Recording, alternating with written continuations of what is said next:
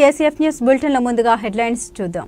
ఆంధ్రప్రదేశ్ భవిష్యత్తు కోసం శ్రమిస్తున్న వ్యక్తి రాష్ట్ర ఐటీ శాఖ విద్యాశాఖ మంత్రి నారా లోకేష్ అని పేర్కొన్న కొవ్వూరు నియోజకవర్గ శాసనసభ్యులు ముప్పిడి వెంకటేశ్వరరావు. తీవ్ర నష్టాల్లో ఉన్న విశాఖ స్టీల్ ప్లాంట్ పునరుద్ధరణకు అవసరమైన ఆర్థిక భరోసా కల్పించినట్టు తెలిపిన కేంద్ర ఉక్కు భారీ పరిశ్రమల శాఖ సహాయ మంత్రి భూపతిరాజు శ్రీనివాసవర్మ. అభివృద్ధి ప్రజా సంక్షేమమే లక్ష్యంగా కూటమి ప్రభుత్వం పనిచేస్తుందని పేర్కొన్న రాష్ట్ర పర్యాటక సాంస్కృతిక సినిమాటోగ్రఫీ మంత్రి కందుల దుర్గేష్. నేరాల నియంత్రణలో అందరూ భాగస్వాములు కావాలని పేర్కొన్న కొవ్వూరు పట్టణ సర్కిల్ ఇన్స్పెక్టర్ పి విశ్వం. ఆంధ్రప్రదేశ్ రాష్ట్ర ఐటీ శాఖ విద్యాశాఖ మంత్రి నారా లోకేష్ పుట్టినరోజు వేడుకను జంగారెడ్డిగూడెంలో టీఎన్ఎస్ఎఫ్ ఆధ్వర్యంలో వినూత్నంగా జరిపారు. పట్టణంలోని బాయ్స్ హైస్కూల్లో విద్యార్థులు happy birthday to Lokesh sir అనే అక్షరమాలలో కూర్చోబెట్టి మంత్రి లోకేష్ కు పుట్టినరోజు శుభాకాంక్షలు తెలిపారు. అనంతరం టీడీపీ నాయకులు విద్యార్థుల సమక్షంలో కేక్ ను కట్ చేశారు. ఈ సందర్భంగా టీఎన్ఎస్ఎఫ్ జిల్లా అధికార ప్రతినిధి పారేపల్లి పవన్ మాట్లాడారు. విద్యాశాఖ మంత్రిగా నారా లోకేష్ తీసుకున్న సంస్కరణతో విద్యార్థులకు ఎంతో మేలు జరుగుతుందన్నారు. దీనికి కృతజ్ఞతగా విద్యార్థులతో కలిసి మంత్రి లోకేష్ పుట్టినరోజు శుభాకాంక్షలు తెలియజేశామన్నారు. భవిష్యత్తు తరాల కోసం మంత్రి లోకేష్ తీసుకుంటున్న నిర్ణయాలు అజరామమని పేర్కొన్నారు. అనంతరం టీడీపీ నాయకులు షేక్ ముస్తఫా, దాసరి శేషు మాట్లాడారు. విద్యార్థులతో కలిసి మంత్రి లోకేష్ కు వినూత్నంగా పుట్టినరోజు శుభాకాంక్షలు తెలియజేసిన టీఎన్ఎస్ఎఫ్ నాయకులకు కృతజ్ఞత తెలిపారు. అదేవిధంగా విద్యాశాఖ మంత్రిగా ఐటీ శాఖ మంత్రిగా నారా లోకేష్ అందిస్తున్న సేవలను కొనియాడారు. ఈ కార్యక్రమంలో టీఎన్ఎస్ఎఫ్ నాయకులు గద్దె జశ్వంత్, అడ్డగల్ల జగత్, తంకట రాకేష్, టీడీపీ నాయకులు పెనుమర్తి రామ్ కుమార్, పారేపల్లి నరేష్, కోనేటి చొంటి, కంచర్ల గణేష్, గుల్లపూడి రమేష్, గుల్లపూడి శ్రీదేవి తదితరులు పాల్గొన్నారు.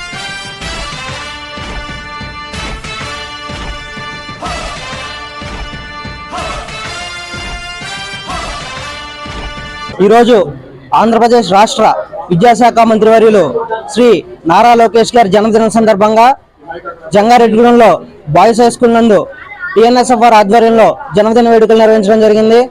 కేవలం ఆంధ్రప్రదేశ్ రాష్ట్ర విద్యా మంత్రిగా నారా లోకేష్ గత 7 నెలలుగా తీసుకొస్తున్న సంస్కరణలకు అభినందనలు తెలియజేయాలని చెప్పే ఈరోజు ఆయన జన్మదినం సందర్భంగా ఈరోజు పిల్లల మధ్య ఎంతో ఆహ్లాదంగా ఆయన పుట్టినరోజు వేడుకలు జరుపుకోవాలని చెప్పి ఈ కార్యక్రమం నిర్వహించడం జరిగింది. ఎంతో ఛాలెంజింగ్ గా తీసుకున్న విద్యాశాఖను ఆయన చాలా బాగా నిర్వహిస్తున్నారు. అనుకున్న దానికంటే చాలా తొందరగా విద్యాశాఖలో కొన్ని మార్పులు తీసుకురావడానికి ప్రయత్నిస్తున్నారు.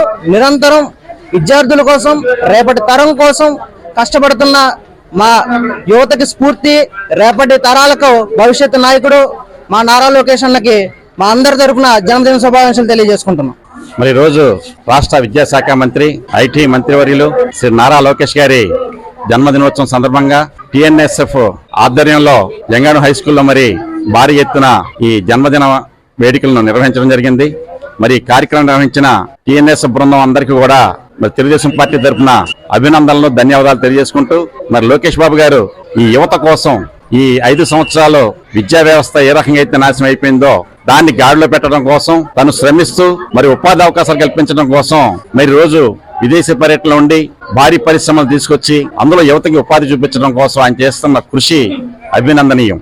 ఈరోజు ఇన్ఫర్మేషన్ అండ్ టెక్నాలజీ మరియు ఎడ్యుకేషన్ మినిస్టర్ శ్రీ నారా లోకేష్ గారి యొక్క జన్మదిన సందర్భంగా ఈరోజు జంగారెడ్డిగూడెం బాలుర హై స్కూల్ నందు టిఎన్ఎస్ఎఫ్ వారు మరి విద్యార్థులతోటి బ్రహ్మాండంగా ఈ యొక్క జన్మదిన వేడుకలని ఏర్పాటు చేయడం జరిగింది. వారికి ఈ సందర్భంగా అభినందనలు తెలియజేసుకుంటూ ఏదైతే లోకేష్ గారు వారి జన్మదినాన్ని కూడా కుటుంబ సభ్యులతోనో, రాష్ట్రంలో ఉన్నటువంటి కార్యకర్తలతోనో, అభిమానులతోనో జరుపుకోకుండా మరి దావోస్ లో ఈ రాష్ట్ర భవిష్యత్తు కోసం, ఈ రాష్ట్రంలో ఉన్నటువంటి యువకుల యొక్క ఉపాధి అవకాశాల కోసం మరి గడ్డగట్టే చెల్లో దావోస్ లో మరి అక్కడ ఇండస్ట్రియలిస్టులను అందరినీ కూడా కలుసుకుంటూ ఈ రాష్ట్రంలో పెట్టుబడులు తీసుకురావడానికి ఆయన చేస్తున్నటువంటి కృషికి వారి ప్రత్యేకమైనటువంటి కృతజ్ఞతలు, అభినందనలు కూడా తెలియజేసుకుంటూ ఆంధ్రప్రదేశ్ భవిష్యత్తు కోసం శ్రమిస్తున్న వ్యక్తి రాష్ట్ర ఐటీ శాఖ విద్యాశాఖ మంత్రి నారా లోకేష్ అని కొవ్వూరు నియోజకవర్గ శాసనసభ్యులు ముప్పిడి వెంకటేశ్వరరావు పేర్కొన్నారు.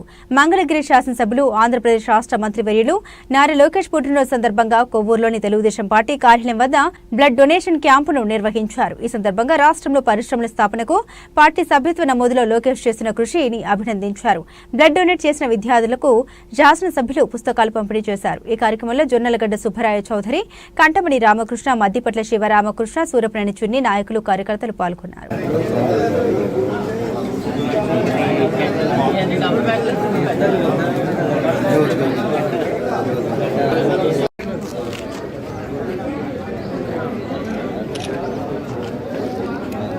ఫైనల్ చూడలేరే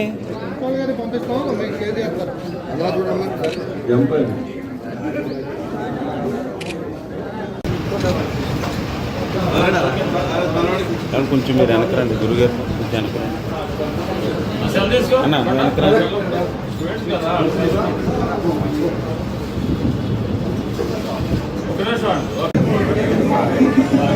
లోకేష్ అన్న గారు ఎలాంటి పుట్టినరోజులు ఎప్పుడైనా చేసుకోవాలి, టీడీపీలో ఎప్పుడైనా చెప్పుకుంటూ ఉండాలి మన ప్రభుత్వాన్ని. మన పుట్టినరోజు కాదు కదా, మన పుట్టినరోజు.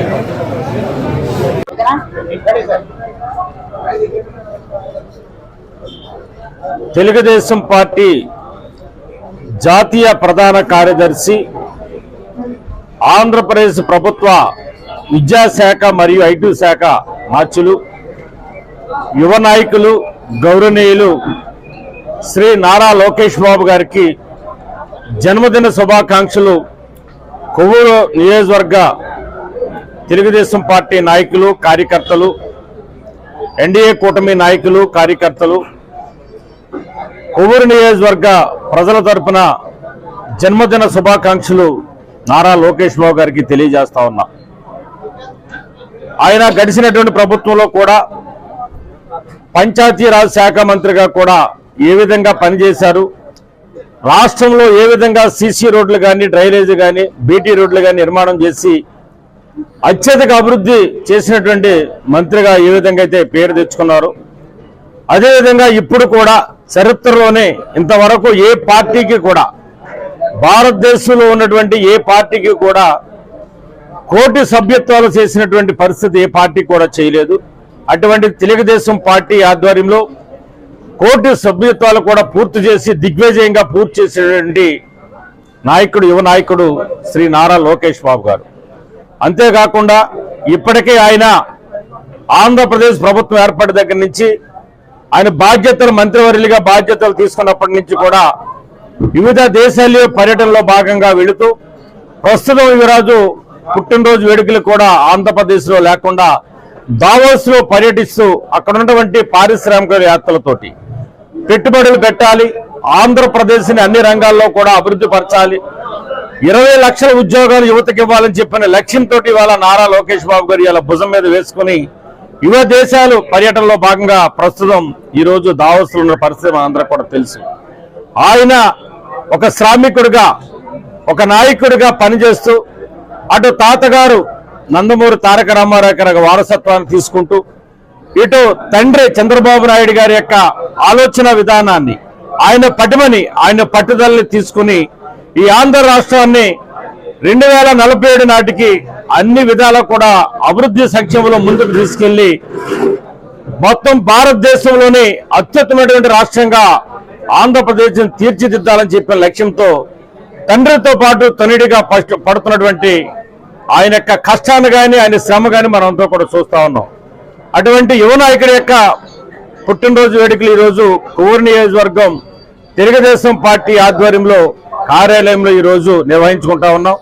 ఆయన పుట్టినరోజు సందర్భంగా ఇవాళ నియోజకవర్గంలో నాయకులు కానీ, కార్యకర్తలు కానీ, ఇటు వివిధ కాలేజీలకు సంబంధించినటువంటి విద్యార్థులు కానీ అందరూ కూడా స్వచ్ఛందంగా వచ్చి ఎన్టీఆర్ ట్రస్ట్ తరపున ఇవాళ బ్లడ్ డొనేషన్ క్యాంపు, అదేవిధంగా లోకల్గా ఉన్నటువంటి మన ప్రభుత్వ హాస్పిటల్ నుంచి కూడా బ్లడ్ డొనేషన్ క్యాంపులు కూడా పెట్టి ఇవాళ అందరూ కూడా వచ్చి వాళ్ళ బ్లడ్ డొనేషన్ కార్డు ఇస్తా ఉన్నారు. వీటితో పాటుగా ఇవాళ ఆయన పుట్టినరోజు వేడుకల సందర్భంగా హాస్పిటల్ ఉన్నటువంటి రోగులకి పళ్ళు కానీ, ఫ్రూట్స్ కానీ, లేకపోతే బ్లడ్స్ కానీ పంచిపెట్టడం కానీ, అదేవిధంగా పేద విద్యార్థులు ఎవరైతే ఉన్నారో వారందరికీ కూడా ఇవాళ పాఠ్య పుస్తకాలు పంచిపెట్టేటువంటి కార్యక్రమాన్ని కూడా ఇవాళ నియోజకవర్గం తరపున తీసుకున్నాం. తదనంతరం ఇవాళ స్కూల్స్కి వెళ్ళి కూడా పాఠ్య పుస్తకాలు కూడా పంచిపెట్టడం జరిగింది.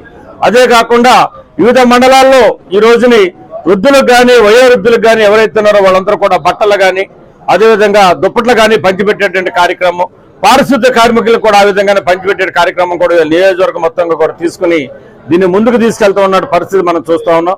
ఖచ్చితంగా ఆయన ఒక ఆదర్శంగా తీసుకుని యువ నాయకుడు ఏ విధంగా అయితే రాష్ట్రం కోసం కష్టపడతా ఉన్నాడో, పరిశ్రమలు తీసుకొచ్చి ఇవాళ ఆంధ్ర రాష్ట్రంలో ఏర్పాటు చేసి ఇవాళ రాష్ట్రానికి ఆదాయంతో పాటు లక్షలాది మంది నిరుద్యోగులందరూ కూడా ఉద్యోగాలు కల్పించాలని చెప్పని తలంపుతోటి ఇవాళ లోకేష్ బాబు గారు చేస్తున్నటువంటి పోరాటంలో, ఆయన చేస్తున్నటువంటి కృషిలో మా వంతు సహకారంగా కూడా ఇక్కడ ఆయన యొక్క ఆధ్వర్యంలో ఆయన ఇచ్చిన పిలుపులో భాగంగా ఈ మధ్యకాలంలో తీవ్ర నష్టాల్లో ఉన్న విశాఖ స్టీల్ ప్లాంట్ పునరుద్ధరణకు అవసరమైన ఆర్థిక భరోసా కల్పించినట్లు కేంద్ర ఉక్కు భారీ పరిశ్రమల శాఖ సహాయ మంత్రి భూపతిరాజు శ్రీనివాస వర్మ పేర్కొన్నారు.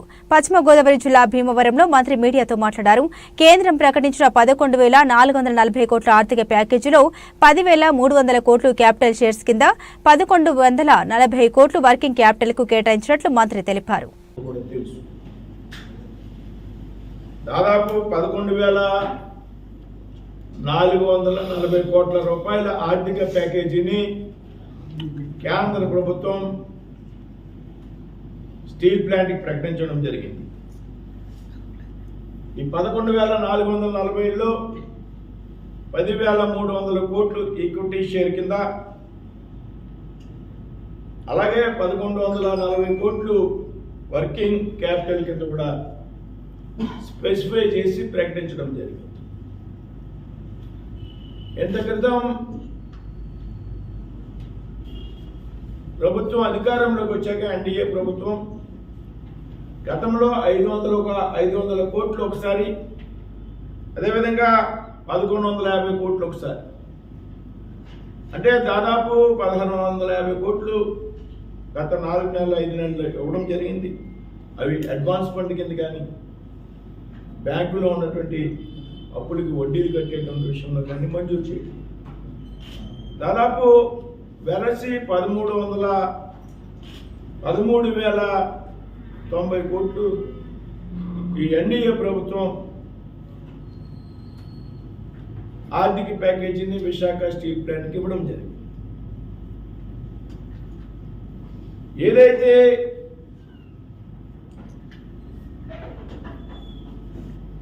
ముందు అనుకున్నటువంటి ఏదైతే డిజిన్వెస్ట్మెంట్ ఉందో ప్రైవేటీకరణ, దాని నుంచి విశాఖ స్టీల్ ప్లాంట్ని మినహాయించాలి. ఆంధ్రుల యొక్క సెంటిమెంట్తో ముడిపడి ఉన్నటువంటి విషయం, విశాఖ ఉక్కు ఆంధ్రుల హక్కు అంటూ అనేక సంవత్సరాలు ఉద్యమాలు చేసి అనేక మంది ప్రాణత్యాగాలు చేసి సంపాదించుకున్నటువంటి పరిశ్రమ విశాఖ ఉక్కు. అయితే దీనిని సమర్థవంతంగా నడిపించాలి అంటే భారీ నష్టాలతో ఉన్నటువంటి పరిస్థితి. అయితే కేవలం ఆంధ్రప్రదేశ్ ప్రజల మీద ఉన్నటువంటి గౌరవం, ఆంధ్రప్రదేశ్ ప్రజల యొక్క సెంటిమెంట్ని కాపాడాలి అనేటువంటి, వారి సెంటిమెంట్ని గౌరవించాలి అనేటువంటి ఒక ఆలోచనలో భాగంగా ప్రధానమంత్రి నరేంద్ర మోడీ గారి నాయకత్వంలో కేంద్ర ప్రభుత్వం ఈ ఆర్థిక ప్యాకేజీని ప్రకటించింది. ఆయన నేతృత్వంలో ఉన్నటువంటి ఏదైతే cabinet committee on economic affairs, ఆర్థిక వ్యవహారాల మీద ఏదైతే క్యాబినెట్ కమిటీ ఉంటుందో ఆ క్యాబినెట్ కమిటీలో 11,440 కోట్లు ప్రకటించడం కోసమే ఈ ప్యాకేజీని ఆత్మ నిర్భర్ భారత్లో భాగంగా మేము ప్రకటిస్తున్నాం. అయితే ఇవాళ ఈ ప్రకటించినటువంటి భారీ ప్యాకేజీని సక్రమంగా సరైనటువంటి రీతిలో ఉపయోగించుకోవాల్సినటువంటి బాధ్యత మనందరి మీద కూడా ఉన్నదనేటువంటి విషయం ఏమాత్రం కూడా మనం భారత ప్రధానమంత్రిగా నరేంద్ర మోడీ గారి బాధ్యతలు స్వీకరించాక 2017లో స్టీల్ పాలసీని ప్రకటించడం జరిగింది. దేశంలో స్టీల్ ఉత్పత్తిని పెద్ద ఎత్తున పెంచాలి అనేటువంటిది నరేంద్ర మోడీ గారి యొక్క ఆలోచన, ఆయన యొక్క లక్ష్యం. అగ్రగాముగా ఉండాలి స్టీల్ ఉత్పత్తిలో భారతదేశం అనేటువంటి ఒకే ఒక లక్ష్యంతో స్టీల్ పరిశ్రమకు పెద్ద ఎత్తున ప్రోత్సాహాలు ఇస్తున్నటువంటి వ్యక్తి నరేంద్ర మోడీ గారు, కేంద్ర ప్రభుత్వం. అందులో భాగంగా దీనికి పెద్ద ఎత్తున ప్యాకేజ్ ఇవ్వడం. విశాఖ ఉక్కు విషయానికి వచ్చినట్లయితే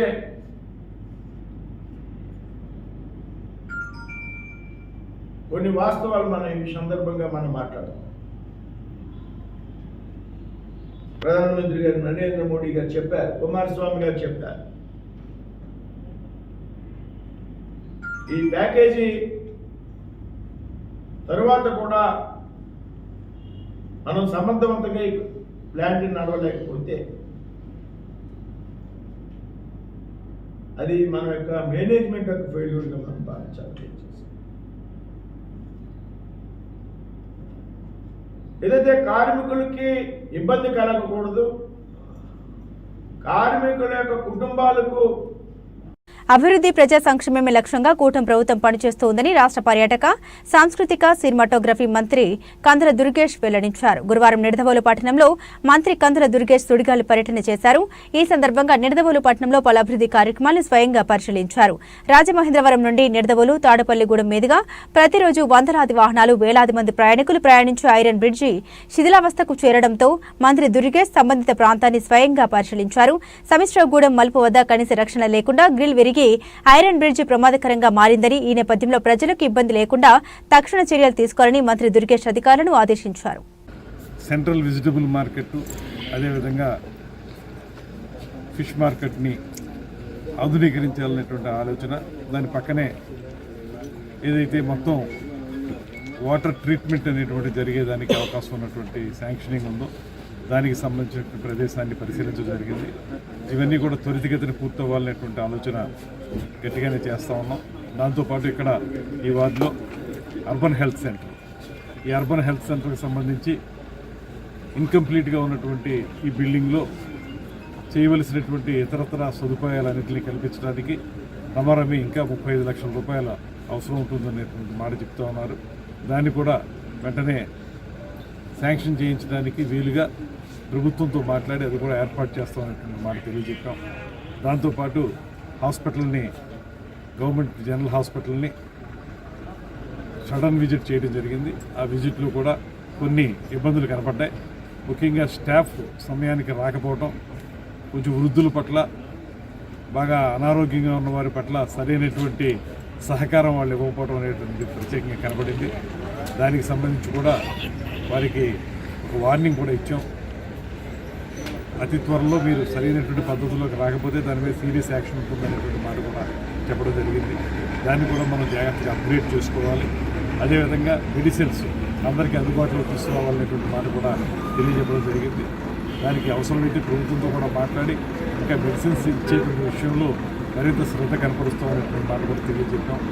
మొత్తంగా చూసుకుంటే నిడదవోలు పట్టణాన్ని ఒక ఫేస్ లిఫ్ట్ చేయడానికి వీలుగా అనేక కార్యక్రమాలను చేపడుతున్నటువంటి నేపథ్యంలో, సమిష్టి కృషితోటి దీన్ని ముందుకు తీసుకెళ్లేటువంటి ఆలోచన చేస్తున్నటువంటి నేపథ్యంలో మనం చేసేటువంటి పనులు ట్రాన్స్పరెంట్గా ఉండాలని, అదేవిధంగా పనులన్నీ కూడా త్వరితగతిన పూర్తవ్వాలనేటువంటి దీక్షతో ఉన్నాం. రాబోయే కొద్ది రోజుల్లోనే నిడదవోలుని తప్పనిసరిగా ఫేస్ లిఫ్ట్ చేస్తాం. ఇప్పటికే మనం రుణా ద్వారా కానీ ఇతరతర కానీ 15th ఫైనాన్స్ కార్పొరేషన్ ద్వారా కానీ నిధుల్ని సమీకరిస్తున్నాం. వాటి ద్వారా రమారమి ఒక 3-4 కోట్లతోటి నిడదవోలు పట్టణంలో వివిధ ప్రాంతాలను అభివృద్ధి చేయడానికి కూడా మేము ప్లాన్లు తయారు చేసుకుంటున్నాం. అదేవిధంగా పర్యాటక ప్రాజెక్టులో కూడా నిడదవోలు పట్టణాన్ని కూడా కట్టడం జరిగింది. దాని ప్రకారం ఇక్కడ ఉన్నటువంటి కాలువలో మన బోటింగ్ కానీ, రోడ్ సైడ్ రెస్టారెంట్స్ కానీ, అదేవిధంగా కోట సత్యం తల్లి టెంపుల్ డెవలప్మెంట్ కానీ ఇవన్నీ కూడా అందులో పెట్టడం జరిగింది. ఇలా మొత్తంగా చూసుకుంటే నిడదవోలు పట్టణాన్ని అన్ని విధాలుగా కూడా అభివృద్ధి చేయడానికి ఇక్కడ ఒక టీమ్గా కమిషనర్ గారు కానీ, చైర్మన్ గారు కానీ, ఇతర కౌన్సిలర్లు కానీ అందరం కలిసి దీన్ని తప్పనిసరిగా ముందుకు తీసుకెళ్తామనేటువంటి మాట సందర్భంగా తెలియజేస్తూ, ఇంకా చూడాల్సినవి ఉన్నాయి, నేను చూసి వాటి మీద ఒక నిర్ణయానికి రావడం జరుగుతుంది. Thank you.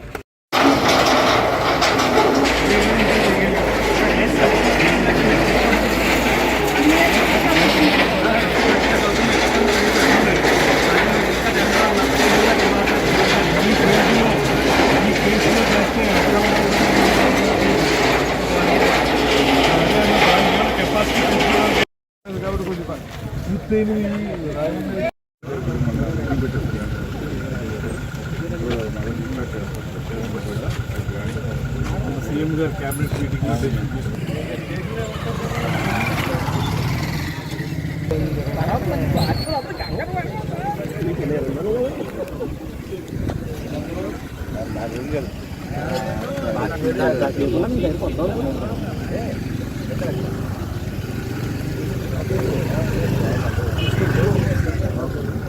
అయితే మళ్ళీ ఇప్పుడు అంటే గవర్నమెంట్ క్యాబినెట్స్ని కంప్లీట్ చేసేసి వాటిని లబ్ధిదారులకు అందజేయాలనేటువంటి నిశ్చయంతోనే ఉన్నాను. అందుకే నిన్న కూడా కొంత అమౌంట్ కూడా రిలీజ్ చేస్తామని కూడా ఒక స్టేట్మెంట్ కూడా ఇచ్చారు. సోమవారంలో వస్తుంది. తీసుకున్నారు కూడా బ్యాంక్ నుంచి ఫోన్లు వస్తున్నాయి సార్, తీసుకున్నారు మీరు డబ్బు కట్టాలండి, మేము అసలు తీసుకోలేదు బాబా అని డల్లా తప్పలేదు సార్. నేను డిస్ట్రిక్ట్ లెవెల్లో మొత్తం అన్ని బ్యాంకర్స్తో మీటింగ్ పెట్టిన కరెక్ట్గా అడిగాను. అడిగి మీటింగ్ పెట్టి వీళ్ళకి ఎక్కువ ఇబ్బంది పెట్టద్దు అనేటువంటి కూడా చెప్పాల్సిన పరిశీలిస్తూ ఉండే. ఈ లోపల ఇది వస్తుంది కాబట్టి ఏం జరిగిందో చూడాలి. లేదు మీరు కట్టలేదు వాయిదా అని చెప్పేసి ఆ 10,000 లోన్ కూడా పర్సనల్ లోన్ కూడా ఇవ్వట్లేదు. వాళ్ళు ఇల్లు తొందరగా వచ్చేస్తే అద్దెంట్లోంచి వెళ్ళిపోతాం, సొంత ఇంట్లోకి వెళ్ళిపోతాం. అప్పుడు ఒక బ్యాంక్ లోన్ ఒకటి కట్టుకోవాల్సి వస్తుంది. అద్దె కట్టలేదు అనుకునేవాడు. ఇప్పుడు అద్దె కంటిన్యూ అవుతుంది, బ్యాంక్ లోన్ కంటిన్యూ కట్టబడుతుంది.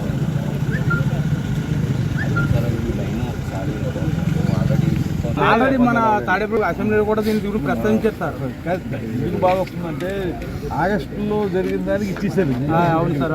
జూలైలో జరిగిన దానికి ఇవ్వలేదు సార్. అది సార్ దాని గురించి మన పొలిటికల్ సీనియర్ గారు అడిగారు, మీరు ఉన్నారండి ఆ రోజు స్పందించారండి.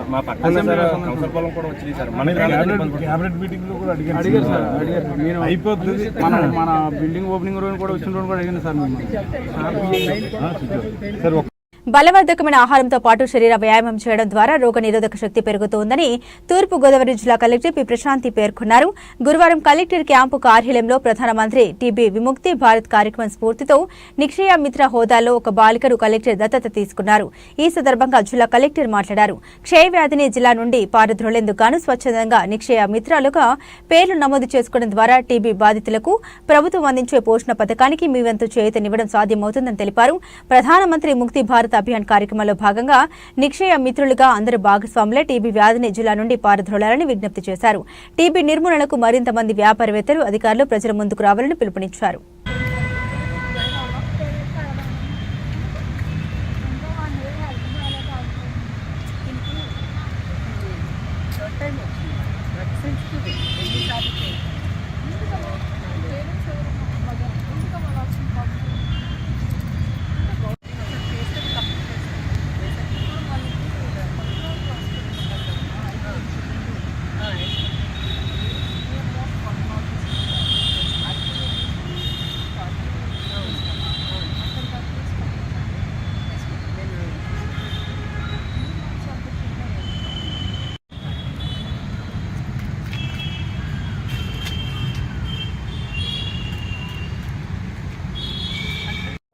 బయటికి రావాలమ్మా.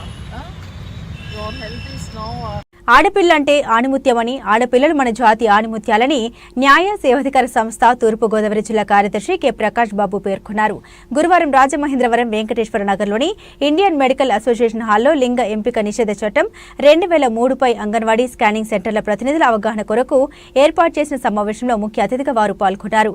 ఈ సందర్భంగా ఆయన మాట్లాడుతూ ఇప్పటికీ అజ్ఞానంతో, మూఢత్వంతో అబ్బాయి అయితే తల్లిదండ్రుల్ని పున్నామ నరకం నుండి తప్పిస్తాడనే శుష్క భాష్యాలతో మన సమాజంలో ఇప్పటికీ ఆడపిల్లల పట్ల అనాదరణ ప్రబలంగానే ఉందన్నారు. పుట్టబోయేది ఆడ శిశువని తెలియగానే కొన్ని సందర్భాల్లో గర్భస్రావానికి సిద్ధపడుతున్నారన్నారు. దీనికి తోడు శ్రీ భ్రూణ హత్యలు కూడా పెరుగుతూ ఉండడం అత్యంత విచారకరమైన విషయమని ఆందోళన వ్యక్తపరిచారు. ఈ సమావేశంలో legal cum probation officer S Srigowri, మహిళా police station SI SK Kumari, anganwadi కార్యకర్తలు, స్కానింగ్ ఇమేజ్ సెంటర్ల ప్రతినిధులు, కోర్టు సిబ్బంది, లీగల్ వాలంటీర్లు పాల్గొన్నారు.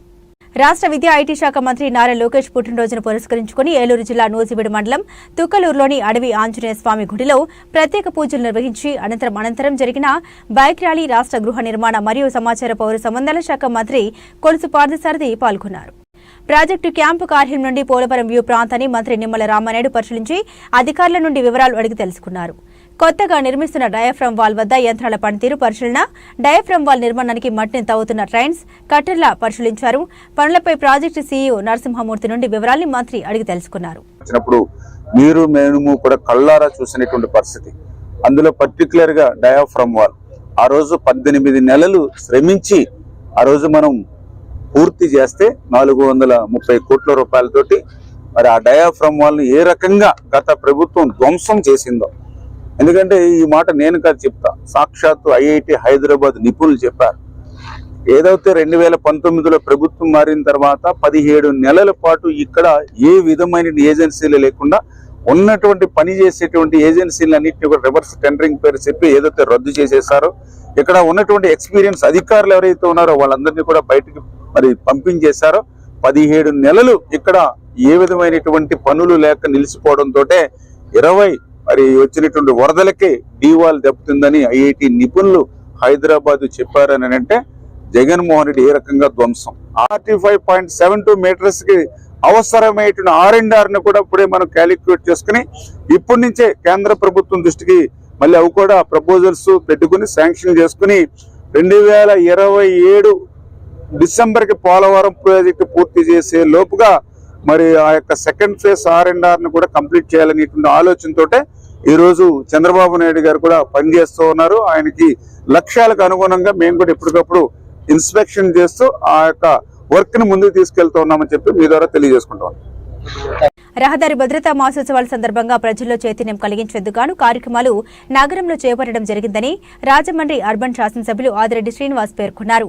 గురువారం ఏవి అప్పారావు రోడ్డులో ఎన్సీసీ క్యాడెట్స్, రవాణా, పోలీస్ తదితర శాఖల ఆధ్వర్యంలో చేపట్టిన రహదారి భద్రతా మాసోత్సవాలు 2025 వాగ్దాన్ ర్యాలీని ఎమ్మెల్యే ప్రారంభించారు. ఈ సందర్భంగా ఎమ్మెల్యే మాట్లాడారు. రహదారిపై ప్రయాణం చేసే క్రమంలో భద్రతా ప్రమాణాలు పాటించడం, ట్రాఫిక్ రూల్స్ పాటించడంపై ప్రజలు అవగాహన కల్పించడం జరిగిందన్నారు. వాహనాలు నడిపే క్రమంలో అతివేగంగా ప్రయాణించడం, హెల్మెట్ ధారణ చేయకపోవడం వల్ల ప్రమాదాలు జరుగుతున్నాయని పేర్కొన్నారు. సురక్షితమైన ప్రయాణం సమయంలో ట్రాఫిక్ నియమావళి సిగ్నల్ వ్యవస్థను అనుసరించి తగిన జాగ్రత్త తీసుకోవాలని కోరారు. రహదారి భద్రతా మాసోత్సవాల సందర్భంగా జిల్లాలో ప్రమాదాలు జరిగే ప్రాంతాల్లో, ఎక్కువ రద్దీ ఉండే ప్రాంతాల్లో ప్రజల్లో చైతన్యం తీసుకుని రావడం ద్వారా రాష్ట్రంలో రహదారి ప్రమాదాల వల్ల గాయాల బారిన పడడం గానీ మరణాలు జరగకుండా చేయడం లక్ష్యంగా అవగాహన కార్యక్రమాలు చేపట్టడం జరిగిందని తెలిపారు. ఈ కార్యక్రమంలో జిల్లా రవాణా అధికారి ఆర్ సురేష్, మోటార్ వెహికల్ ఇన్స్పెక్టర్లు CH Sampath Kumar, M Ravikumar, G Ram Narayan, సహాయ మోటార్ వెహికల్ ఇన్స్పెక్టర్లు K Chaitanya, Suma, PVV Sai Kumar, NCC cadets, ప్రజాప్రతినిధులు, వాహనదారులు హాజరయ్యారు.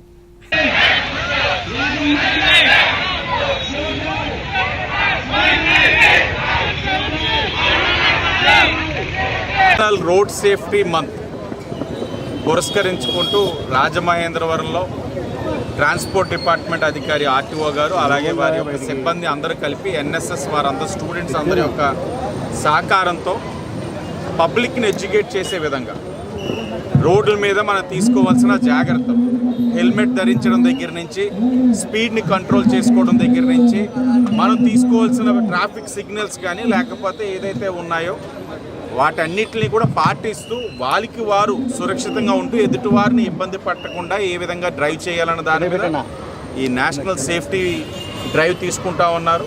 నెల రోజుల పాటు ఈ కార్యక్రమాలు జరుగుతాయి. వివిధ ప్రాంతాల్లో ఏదైతే ఎక్కువ ఇబ్బందికరంగా ఉందో ట్రాఫిక్ కానీ లేకపోతే యాక్సిడెంట్ ప్రోన్ ఏరియాస్ ఏదైతే ఉన్నాయో అన్నిటిని కూడా ఎంచుకొని ఎడ్యుకేట్ చేసి తగు జాగ్రత్తలు తీసుకొని ఎవరూ కూడా రోడ్డు ప్రమాదంలో గాయపడ్డారనో లేకపోతే ప్రాణాలు కోల్పోయారనో ఇబ్బందిని ఆంధ్రప్రదేశ్ రాష్ట్రంలో రానివ్వకుండా ఉండే విధంగా ఈరోజు ట్రాన్స్పోర్ట్ సిబ్బంది వారు మంచి కార్యక్రమం తీసుకున్నారు. అన్ని డిపార్ట్మెంట్స్ వారిని కూడా కోఆర్డినేట్ చేసుకుంటూ ఈ కార్యక్రమం నెల రోజుల పాటు కూడా పబ్లిక్ని చైతన్యవంతం చేసే విధంగా విజయవంతం అవ్వాలని, తద్వారా ఈ యొక్క ఆంధ్రప్రదేశ్ రాష్ట్రంలో ఎక్కడా కూడా యాక్సిడెంట్స్ లేని రోడ్లు, ప్రాణాలు కోల్పోలేని హైవేస్ కింద తీర్చిదిద్దాలన్న రాష్ట్ర ప్రభుత్వం ఆలోచనకు అనుగుణంగా కేంద్ర ప్రభుత్వం ఇచ్చిన ఈ యొక్క డ్రైవ్ని విజయవంతంగా చేయాలని అధికారులందరినీ కూడా కోరుతా ఉన్నాం. నేరాల నియంత్రణలో అందరూ భాగస్వాములు కావాలని కొవ్వూరు పట్టణ సర్కిల్ ఇన్స్పెక్టర్ పి విశ్వం పేర్కొన్నారు. తూర్పు గోదావరి కొవ్వూరు పట్టణం గోష్పాద క్షేత్రంలో వద్ద ఆలయాల నిర్వాహకులతో సమావేశం నిర్వహించారు. ఈ సందర్భంగా సిఐ మాట్లాడారు. కొవ్వూరు పట్టణ సర్కిల్ పరిధిలో దొంగతనాలు అరికట్టేందుకు గాను దేవాలయాలు, చర్చిలు, మసీదులో తప్పనిసరిగా ఆలయ నిర్వాహకులు సీసీ కెమెరాలు ఏర్పాటు చేయాలన్నారు. వాటితో పాటు గృహ యజమానులు కూడా తమ ఇంటి పరిధిలో కూడా సీసీ కెమెరాలు ఏర్పాటు చేసుకోవాలన్నారు. దేవాలయాల వద్ద తెలియని వ్యక్తులు సంచరించినా, ఎవరైనా అసంఘిక కార్యక్రమాలు చేపట్టినా డయల్ 112కు కాల్ చేయాలని కోరారు. ఈ కార్యక్రమంలో పట్టణ ఎస్ఐ కె జగన్మోహన్, సచివాలయ మహిళా కానిస్టేబుల్, ఆలయ నిర్వాహకులు పాల్గొన్నారు. ఓకేనా? సో మీరు ఏ పద్ధతి ఫాలో అవుతారని మీ ఇష్టం. ఒక డీవీఆర్ పెట్టుకుని ఒక 4 కెమెరా పెట్టుకుంటారని మీ ఇష్టమే, లేదు ఒక 2-3 కెమెరాలు పెట్టుకుని వాటికి కెమెరాకి అటాచ్ చేస్తాను మీ ఇష్టం. బట్ ఏది ఏమైనా మనకి ఫిబ్రవరి 1st వీక్ కల్లా ఈ కెమెరా పెట్టుకునే కార్యక్రమం అయిపోయింది. ఇది నా కోరిక, మా డిఎస్పీ గారి కోరిక, మా ఎస్పీ గారి కోరిక, మా డీసీ గారి కోరిక. ఇది నా మొత్తాన్ని నేను ఇక్కడ చేసే కార్యక్రమం కాదు, మా డీసీ గారి కోరిక. ఎట్టి పరిస్థితుల్లో Kovur town police station limits లో 500 కెమెరాలు పెట్టింది. సో వీటిలో మనకి మెయిన్ ఇంపార్టెంట్ అఫెన్స్. సో మనం కెమెరా పెట్టున్నాం, మంచోడు హ్యాపీగా ఉంటాడు, చక్కగా ఉంటాడు. కెమెరా దీనికోసం పెట్టున్నాం, దొంగల కోసం పెట్టున్నాం. సో దొంగలకి ఈజీగా దొరికేసేది టెంపుల్స్. ఇంట్లో మనం ఎప్పుడో ఊళ్ళో వెళ్ళినప్పుడు తప్ప మిగతా టైంలో మన ఇంట్లో రావడానికి సాహసం చేయదు. కానీ టెంపుల్ పడుకుంటాం, మనం పడుకోం. ఆ బుద్ధీలు అలాగే ఉంటాయి. సంవత్సరాలు 2 సంవత్సరాల బుద్ధి అలాగే ఉంటారు. వారానికి ఒకసారి ఉంది క్లీన్ చేసేలా ఉన్నారు. మాకు అంటారే అంటారు, కాదంటారు. కానీ దొంగతనం జరిగినట్టే ₹1,00,000 ఉండాలి సార్. అది చాలా పెద్ద ఆదాయం వస్తుంది సార్. నెలకి 1,00,000 వస్తుంది సార్. అక్కడ 10 నెలల నుంచి తీయలేదు కాబట్టి పోలీస్ స్టేషన్ పరిధిలోని దేవాలయాలు, మసీదులు, చర్చిలకు సంబంధించి ఎవరైతే నిర్వాహకులు ఉన్నారో వాళ్ళందరినీ పిలిచి ఈ రోజు ఒక మీటింగ్ కండక్ట్ చేయడం జరిగింది.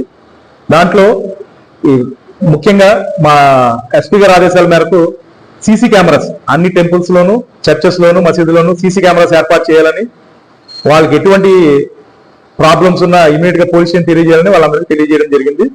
Thank you. టీవీఎస్ అపాచీ వాళ్ళు మనకి చాలా తక్కువ కొంటారు, ఎక్కువ మంది కొంటారు, తక్కువ మంది కొంటారు. ఓకేనా? సో ఆయన వెళ్ళి ప్రయత్నం చేస్తాము ఏదో ఒకటి. కనీసం టీవీఎస్ అపాచీ బండి అనేది తెలిసింది మాకు. ఎలా తెలిసిందండి? ఆ సీసీ కెమెరాస్ ఉన్నాయి కదా, టీవీఎస్ బండి తెలిసింది. సో ఈ టెంపుల్స్ కానీ కొవ్వూరు AP9 PRR డిగ్రీ కళాశాలలో నియోజకవర్గ స్థాయి జాతీయ ఓటర్ల దినోత్సవానికి సంబంధించి వ్యాసరచన మరియు డిబేట్ కాంపిటీషన్ కార్యక్రమం నియోజకవర్గ జోడాల వెంకట ఆధ్వర్యంలో జరిగింది. ముఖ్య అతిథిగా కొవ్వూరు తహసీల్దార్ ప్రసాద్ విచ్చేసి విద్యార్థుల పోటీలు తిలకించారు. ఈ కార్యక్రమానికి కళాశాల principal doctor M Rammohan, vice principal doctor Ramesh Pragada జడ్జిలుగా వ్యవహరించారు. నియోజకవర్గ కోఆర్డినేటర్ మాట్లాడుతూ వ్యాసరచన మరియు డిబేట్ కాంపిటీషన్లో విజేతలు అయిన వారికి జూనియర్ సీనియర్స్ విభాగంలో మొదటి, ద్వితీయ, తృతీయ స్థానాలు సంప్రదించిన విద్యార్థులకు నియోజకవర్గ ఎలక్ట్రానిక్ అధికారి మరియు రెవెన్యూ డివిజనల్ అధికారి రాణి సుస్మిత చేతుల మీదుగా ప్రశంసా పత్రాల్ని జాతీయ వాటర్ దినోత్సవం సందర్భంగా జనవరి 25వ తారీఖున జరిగే కార్యక్రమంలో అందజేస్తారని అన్నారు. ఈ కార్యక్రమంలో NSS వాలంటీర్లు మరియు ఉన్నత భారత అభియాన్ కార్యకర్తలు పాల్గొన్నారు. వాళ్ళు మన పట్ల ఏం చేస్తున్నారు అని మనం వారిని ప్రశ్నించగల హక్కు మనకు దొరుకుతుంది. అదేవిధంగా ఓటు ద్వారా నాయకుడిని అకౌంటబుల్ అంటే జవాబుదారీతనం కలిగి ఉండేలా చేస్తాం. వారు ఏం చేస్తున్నారు అంటే మనం ఓటు ఎలక్షన్స్ క్యాంపెయినింగ్ గట్టా వచ్చినప్పుడు The main purpose of this day is to encourage, facilitate and maximize the involvement of voters. This is to encourage awareness among people about voting rights in India. It's not about just voting our representatives, but it's about choosing our future. కేవలం vote వేసి మనం నచ్చిన representative ని మనం select చేసుకోవడం దీని ఆధారపడి ఉండదు. మనకి నచ్చిన ఫ్యూచర్ ని సెలెక్ట్ చేసుకోవడంతో లెక్క ఇది. ఎందుకంటే ఏ టైప్ ఆఫ్ రిప్రజెంటేటివ్ వస్తే తన రూల్ ఎలా ఉంటుందో తనదే. కాబట్టి ఓటు అనేది బాధ్యత, ఓటు అంటే పౌరుల యొక్క బాధ్యత. మరియు ఇది ప్రపంచవ్యాప్తంగా ఇది జాతి వివక్ష, లింగ వివక్ష, వర్ణ వివక్ష అనే ఒక చట్టం అనేది ఉండేది. కానీ ఇప్పుడు అది తొలగించబడింది. ఇప్పుడు పౌరులందరి బాధ్యత ఓటు అనేది.